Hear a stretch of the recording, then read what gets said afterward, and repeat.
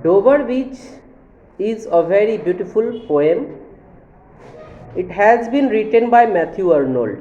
किसके द्वारा लिखा गया है? The poem begins at night. यह कविता रात में शुरू की गई है. The speaker is sitting with a woman inside a house. घर के अंदर स्पीकर बैठे हुए हैं एक महिला के साथ. He is looking out over English Channel near the town of Dover. शहर के किनारे नज़दीक में वो इंग्लैंड के तट को देख रहे हैं. The speaker and the women see the lights on the coast of France. Speaker और महिला फ्रांस के तट को देख रहे हैं उस खिड़की से, उस रूम से. It is just 20 mile away. और फ्रांस वहाँ से 10-20 माइल्स की दूरी पे. दैट नाइट, उस रात, द सी यानी समुद्र इज क्वाइट एंड काम, बिल्कुल शांत पड़ा हुआ था. समुद्र की स्थिति क्या थी? बिल्कुल शांत पड़ा हुआ था.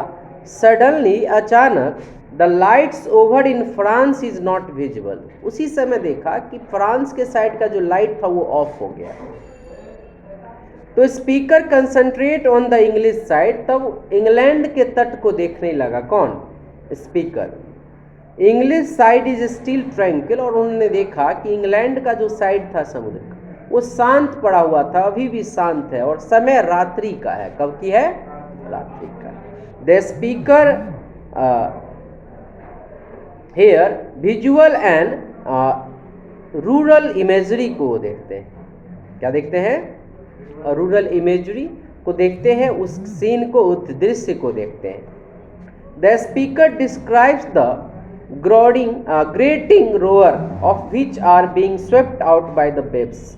अचानक स्पीकर को आवाज आता है दहाड़ने का, समुद्र की जो लहरें उठ रही है उसका, जब वो इंग्लैंड के तट को देख रहे थे. Speaker calls the music of world an eternal note of sadness. और उन्होंने उस समुद्र की लहर, ज्वार भाटा के जो आवाज है उसको कहा यही मानव जीवन का, दुख सुख का आवाज है. मनुष्य जीवन में भी ऐसे ही लहरें उठती हैं और बैठती है. यह नोट ऑफ सैडनेस है मनुष्य जीवन का. मनुष्य भी ऐसे टेंशन में जाता है, ऐसे ही मनुष्य के जीवन में भी दुख सुख आती है. Speaker thinks about the ancient Greek dramatist Sophocles के बारे में.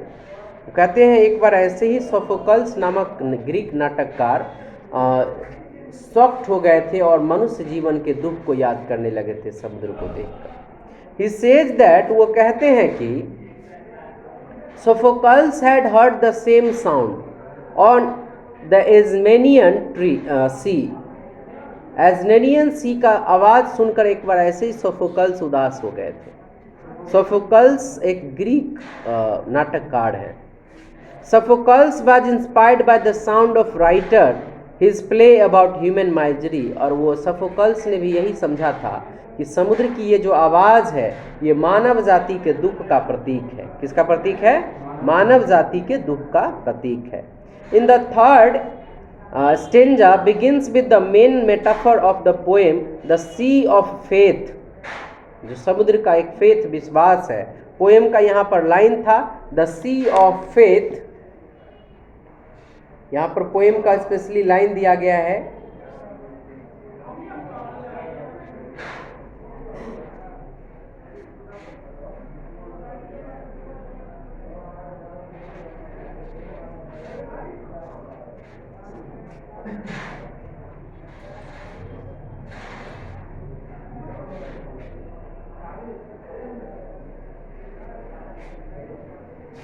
एक मिनट. एक्चुअली पोएम का लाइन है आपका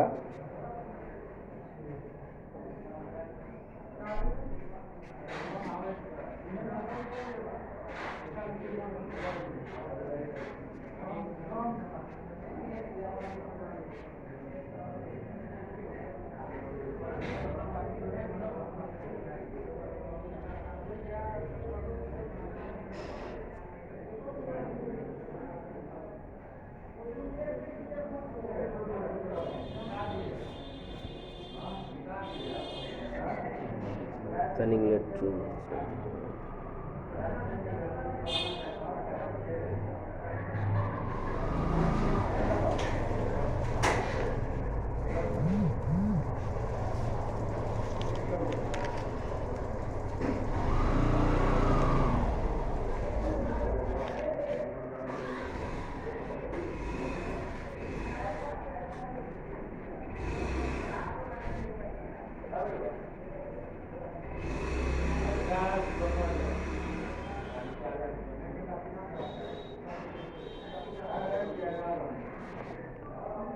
तीसरा लाइन में कहते हैं समुद्र के एटर्नल राइम का कि the sea of faith where it was once to the full and round earth shore the speaker means that faith is declining like the tide is declining from the शोर।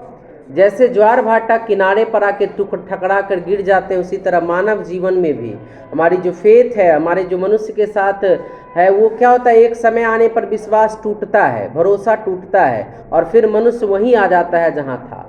अजनबी पर विश्वास बढ़ता है, बहुत ज़्यादा बढ़ जाता है, एक दूसरे के लिए लगता है कि हर कुछ है, फिर धीरे धीरे कुछ कुछ झूठ पता चलता है, कुछ कुछ विश्वास कमता है और फिर से वही जिस तरह समुद्र के ज्वार भाटाएँ उठकर नीचे आती है उसी तरह वहाँ भी आ जाता है। जैसे दो प्रेमी प्रेमिकाओं का सोचो, अजनबी दो मिलते हैं, खूब ज़्यादा तूफान पे होता है ज्वार भाटा, बातें खूब होती है, रात भर विश्वास होता है बहुत ज़्यादा, एक दूसरे के लिए मर मिटने को तैयार, लेकिन एक फिर समय आने के बाद वो विश्वास क्या होता जाता है, कमता चला जाता है। फिर एक दूसरे को लगने लगता है कि एक दूसरे से लोग चीट कर रहा है, धोखा दे रहा है, तो फिर से क्या हो जाता है, कमता चला जाता है। मानव जीवन में भी भरोसा का इसी प्रकार है, भरोसा बढ़ता है फिर धीरे धीरे क्या हो जाता है, घटने लगता है।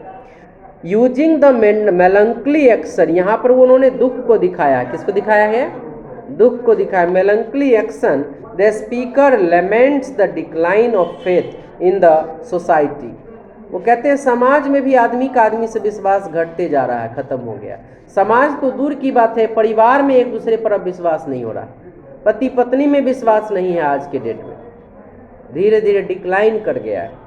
As the final stanza begins the speaker directly addresses to the women as beloved. और फाइनल स्टेंजा में कहते हैं कि वो महिला कोई और नहीं है, वो महिला उनकी प्रेमिका है।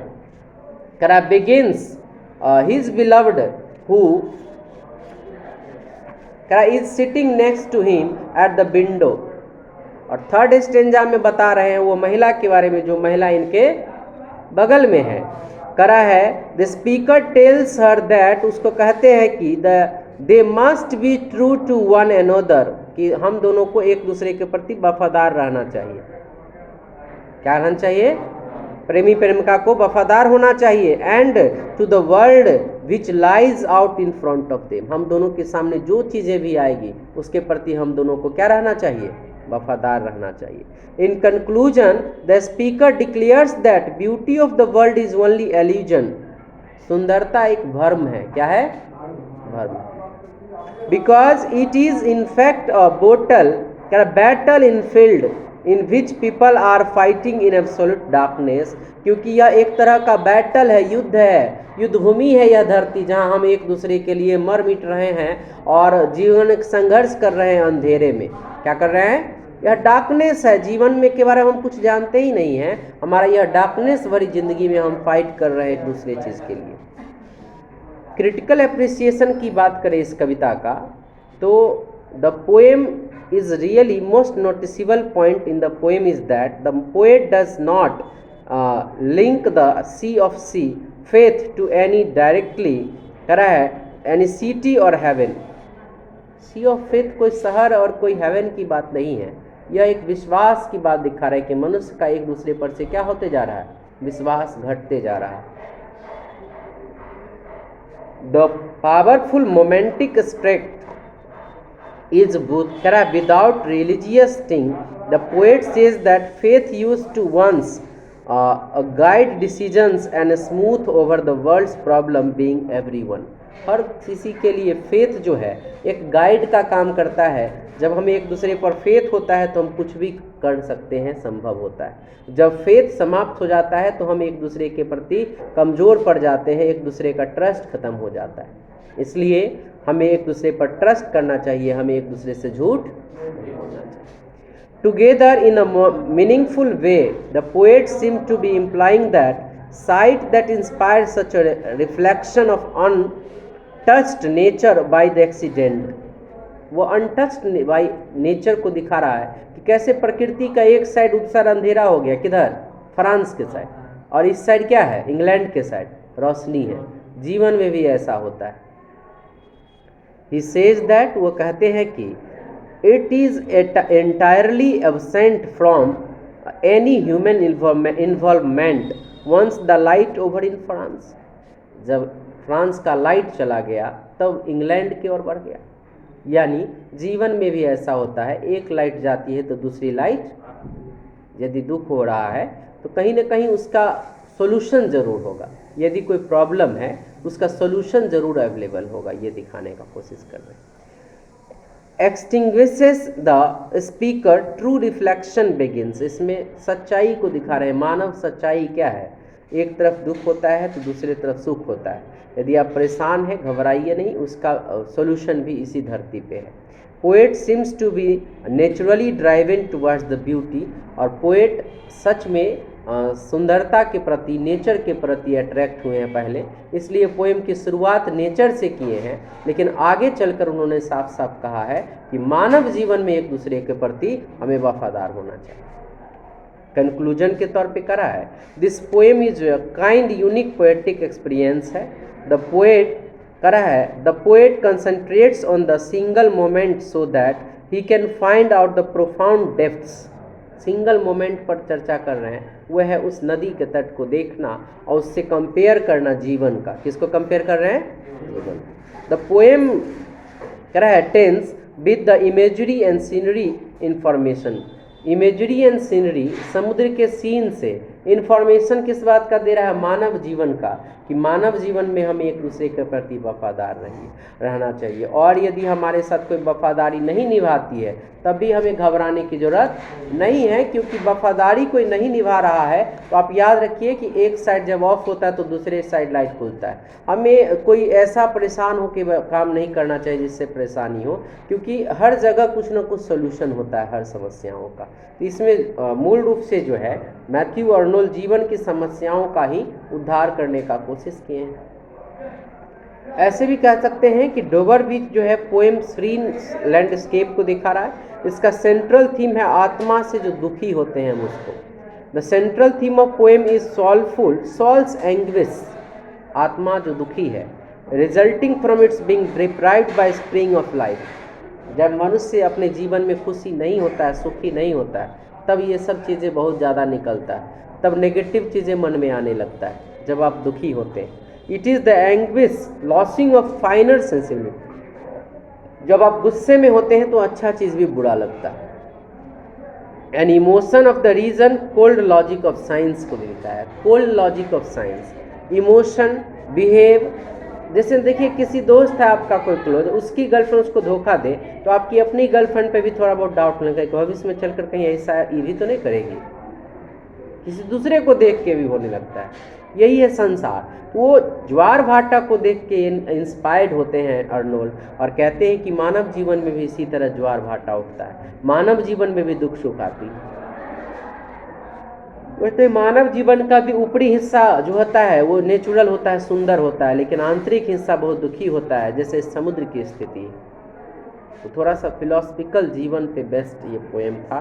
इसके लाइन बाय लाइन भी हमारी कोशिश होगा कि डिजिटल बोर्ड है तो ज़्यादा अच्छा रहेगा, क्योंकि सामने से लाइन देख के ज़्यादा समझ में आएगा। इसका नोट्स आप लोगों को भेजा गया होगा, यदि नहीं होगा तो इसका फ़ोटो खिंचवा के भेजवा देते हैं। लेकिन पेपर 1 आज हम लोगों को पढ़ना है, तो अगले क्लास में अभी पेपर 1 पढ़ेंगे। इसमें डोवर बीच की समरी थी, ये आपको डोवर बीच की समरी लिखा हुआ भी मिल जाएगा।